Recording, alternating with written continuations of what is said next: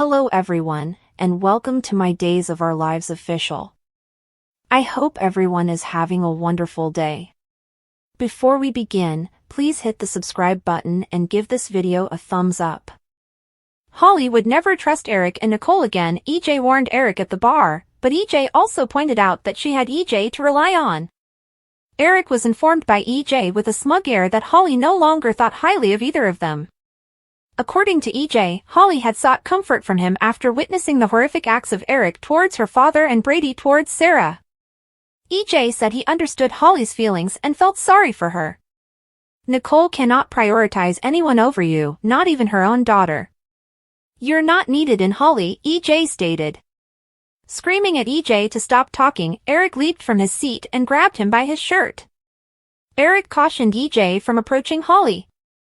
As Jada intervened to break up the fight between Eric and EJ, she questioned what was going on.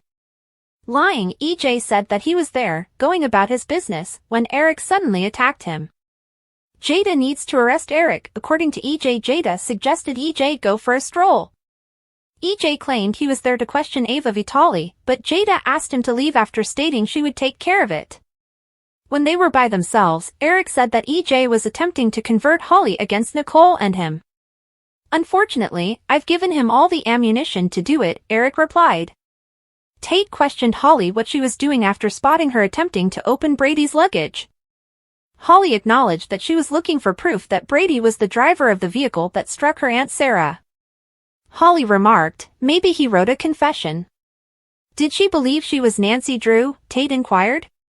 He inquired as to whether Holly had gone there to work on her relationship rather than to play amateur detective.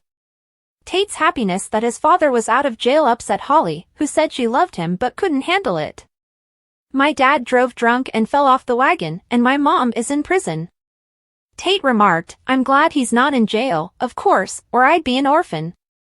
Holly stated she was sorry, but she hadn't considered it that way. Tate saw that although she was clearly shocked by discovering that Eric had slain her father, she wasn't expressing regret. For what must I offer an apology? Holly yelled, one day I was gone, and Sophia was all over you. Admire B&B, Days, General Hospital, or other soap operas. Participate in the discussion on our SC boards. To interact with fans and start a conversation right now, click this link. Tate denied having invited Sophia over. He was curious as to why Holly had been going through Brady's room.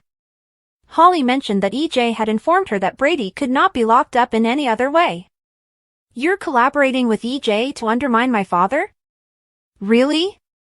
After everything that EJ Demera done to you and your mother, of all people? Tate queried. At least he had a mother. Holly's mother lived in Paris, she shot back. Tate reminded Holly, mine is in prison, and you want my dad there, too. Tate motioned for Holly to leave. While in town, Brady met Brian. Brady had not seen Brian before, but he presented himself as someone from one of Brady's AA sessions. Brian recounted a tale Brady had shared about his drug-addled son. Brady spoke for a little while but remained uncertain. Brian stuck out his hand as they separated. They shook, and Brady winced, wondering what had pricked him. Brian pointed out a ring to him and mentioned that it was jagged. In the park, Sarah confronted Xander. She stated she'd had Henderson deliver the van as soon as he'd departed, and she'd followed him using position tracking. Sarah claimed that Xander had misled her about going up to Brady once more. She asked him to show her what Xander had received from the man. Sarah insisted on the facts even though he said it was for business. Brady would be dead in a few hours, Xander replied, pulling out the revolver. Brady was Sarah's friend, and she reminded Xander of this. I may never walk again, but I am still here and could have a good life, Sarah stated. Though Xander said he was furious enough for the two of them, he nevertheless praised her bravery. Sarah expressed how deeply hurt she was that Xander would take a life in her honor. She warned Xander that he might spend the rest of his life behind bars. I could lose you forever, Victoria and I. Sarah gestured to her legs and added, I can't handle that, not on top of all this.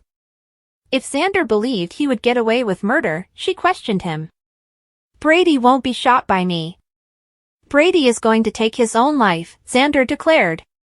Brady regretted avoiding punishment and felt bad about what he had done to Sarah, according to Xander. Are you going to force him to shoot himself? With Sarah asking. That was the plan, Xander explained, giving her his word that it couldn't be linked to him.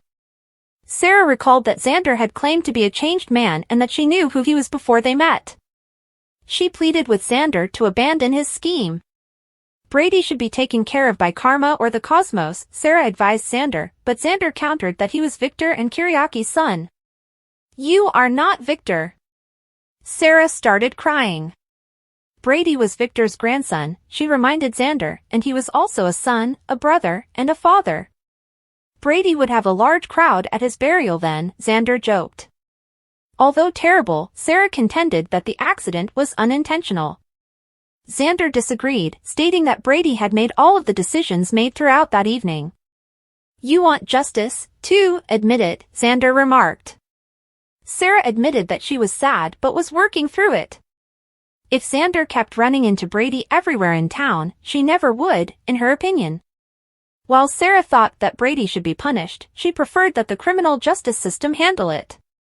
Xander's cell phone rang. Brian had sent him a message that said, "It's done." Xander told Sarah to concentrate on how much he loved her and urged her to accompany Henderson back home. While Sophia was working at the restaurant, Fiona made friends with her. While Fiona sipped on a martini, she persuaded Sophia to sit and converse. Sophia confessed that she was infatuated with a student who was in a relationship. Sophia mentioned that she connected with the guy and that the duo was completely inappropriate for each other. Keep trying, Fiona said, but not to the point where he was squandering Sophia's time. Reminding Sophia that the martini was their little secret, Fiona left her a hefty tip. Tate arrived after Fiona departed. He disclosed his altercation with Holly to Sophia. Tate was hugged reassuringly by Sophia, who instructed him to tell her everything. EJ encountered Holly. He gave her a hug while she sobbed. After Holly was taken home by EJ, she told him about her altercation with Tate. Holly acknowledged that Tate had seen her looking through Brady's room. Holly expressed her longing for Tate, but she was unsure about their future together. Tate was standing up for his father, Holly remarked, for something that no one should ever stand up for.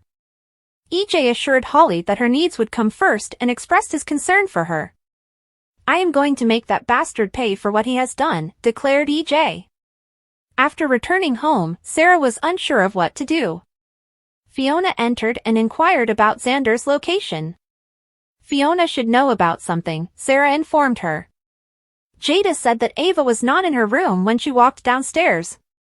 Eric promised to let Ava know that Jada was trying to find her. The phone rang for Jada. It was Sarah, and she declared that there was an emergency and that she had to speak with Jada.